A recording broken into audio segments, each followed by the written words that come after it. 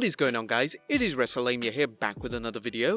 The WWE Universe has one question on their mind. How did they get conned into buying the botch fest known as WWE 2K20? No wait, that's another video.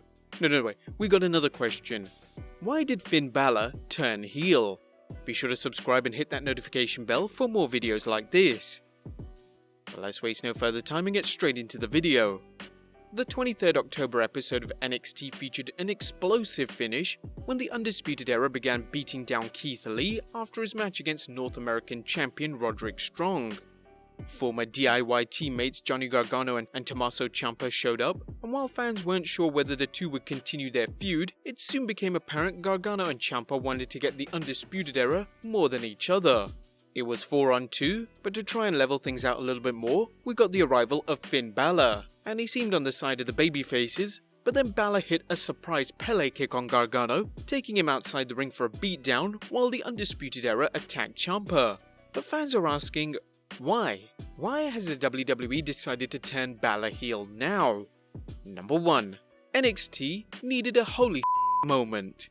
Two of the elements we examine every week in our NXT vs AEW Dynamite comparison are each show's surprise and suspenseful moments.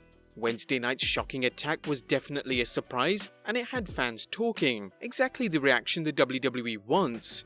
And with any luck, they'll also want you to tune in next week for Balor's explanation. While NXT doesn't have a huge audience, you can be certain Finn Balor fans talk to their lapsed fans about Balor bludgeoning Gargano, and it's a popular subject online. Number 2. It fits in with NXT's slow BREW booking. One thing that separates NXT from Raw and SmackDown is its tendency to take things slow when it comes to building storylines. NXT could have thrown Finn Balor into a match immediately after he said he was returning to the yellow brand and staying there, but they didn't. They also could have had him do an extensive sit-down interview, but they didn't, instead leaving fans wondering what was going on in Balor's mind. Considering how NXT has been losing the viewers, this was a questionable choice, but it shows NXT seems to be serious about taking a long-term approach to building its audience. At this point, the only thing we know is that Balor attacked Johnny Gargano, but we don't know why or what this means for the rest of NXT. Anyone who wants to find out what's going on will have to keep tuning in, and as said earlier, that's what the WWE is hoping fans will do. Number 3. Balor needed a change. Finn Balor has wrestling as a babyface for years, and while Balor could easily continue playing a babyface, this apparent turn to the dark side could be what he needs to jumpstart his character. As we've noted for the last 2 years, Balor's career has been hampered by poor booking, yet he's managed to remain popular with the fans.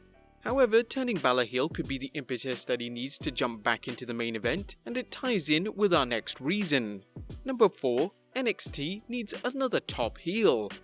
NXT isn't lacking in talent, but rumour has it the WWE feels they need to bring in some main roster stars to boost NXT's star power. In this case, Balor, an NXT favourite when he performed there earlier, is not only a top star, but he can serve as a top heel. While NXT has Adam Cole as arguably their top heel, the roster needs more than one top heel, especially with so many top babyfaces on the roster. Balor fits in perfectly for NXT, both with his size and his incredible in-ring skills. His work in New Japan Pro Wrestling's Bullet Club shows his value as a top heel, and he should prove to be a strong adversary for any of NXT's babyfaces. Number 5. It opens the door for the club. Speaking of the Bullet Club, 2 of the Bullet Club's members share their thoughts on Balor's turn right away. Carl Anderson tweeted the video of Balor attacking Gargano, commenting, "What took you so long, Prince?" While OC boss AJ Styles commented, well. Fans have been speculating whether Balor might join the OC on Raw after the WWE draft. Over the summer, rumours surfaced that the OC might show on NXT to work against the Undisputed Era, an interesting scenario that seemed to fall by the wayside. In light of Balor's actions and the OC's not-so-subtle comments, could things be leading to the OC joining Balor on NXT? Well, it might not happen right away, but it would fit in well with Balor's comments that his past is his future, possibly referring to Balor's past in New Japan with Styles and company. And number 6, it sets the tone for future main roster stars.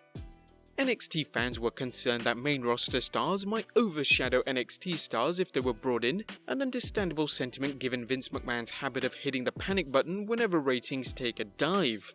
While NXT fans were fearful that the yellow brand would become a dumping ground for the main roster's mid-carders, this hasn't happened just yet. The WWE has brought Balor in slowly, giving the show's regular stars time to grow with new viewers. Balor's introduction has helped show how to use main roster stars in NXT. For example, the Kabuki Warriors Women's Tag Team Championship defense in NXT seems to fit well given NXT's strong women's roster too. A sign that NXT is being careful of who they bring into NXT and how they do so. Balor's heel turn shows that certain main roster stars can help NXT tremendously when used properly. But there you have it guys, our reasons as to why Finn Balor turned heel. Were you surprised by Balor's actions? What could this mean for the future? Be sure to leave your comments down below, subscribe if you haven't already, follow us on Instagram and Twitter, and I'll see you next time with some more wrestling content.